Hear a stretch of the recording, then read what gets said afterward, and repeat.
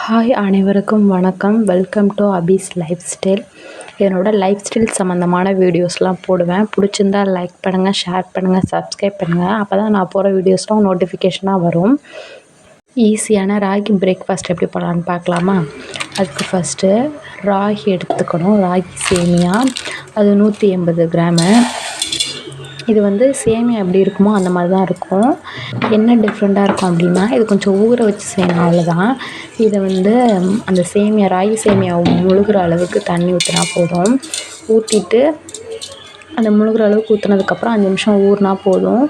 ஊறினதுக்கப்புறமா நான் சொல்கிறேன். அதுக்கு இடையில என்ன பண்ணேன்னா, தேங்காய் வெட்டிட்டு வந்துடலாம். நெக்ஸ்ட்டு ஊறிடுச்சு. அந்த தேங்காய் வெட்டின கேப்பில் இதை எடுத்து இப்படி நசுக்கி பார்த்தீங்கன்னா தெரியும் ஊறியிருக்கா ஊறலையான்னு.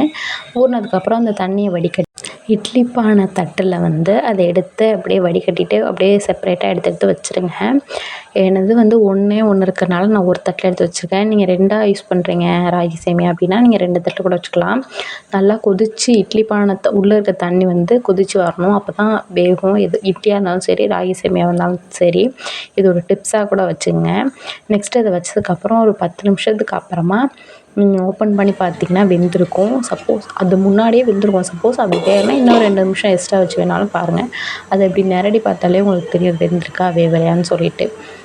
வெந்திருந்தால் ஓகே, டன். அதை எடுத்து என்ன பண்ணால் ஒரு பவுலுக்கு மாற்றிடணும். ஆறுனதுக்கப்புறம் ஒரு பவுலுக்கு மாற்றினதுக்கப்புறம் நான் என்ன பண்ணணுன்னு சொல்கிறேன். வெயிட் பண்ணி பாருங்கள், அதிலே தெரியும். நெக்ஸ்ட்டு வந்து ஒரு பிஞ்ச் அளவு உப்பு சேர்த்துக்கணும். இந்த ஸ்பூனால் நான் வந்து ஒரு 5 ஸ்பூன் வந்து ஜீனி சேர்த்துருக்கேன். தேவையான அளவு தான். உங்களுக்கு ஜாஸ்தியாக வேணும்னா கூட ஜாஸ்தியாக சேர்த்துக்கலாம். நெக்ஸ்ட்டு நம்ம இடையில தேங்காய் துருவணும் இல்லையா, அதை வந்து ஒரு மூடி தான் எடுத்துருக்கேன். அந்த ஒரு மூடி அதை மிக்ஸ் பண்ணிட வேண்டியதான். நல்லா மிக்ஸ் பண்ணிட்டிங்கன்னா அந்த உப்பு, ஜீனி, தேங்காயெல்லாம் மிக்ஸ் ஆகினதுக்கப்புறம் சாப்பிட்றதுக்கு ரெடி ஆயிடுச்சு.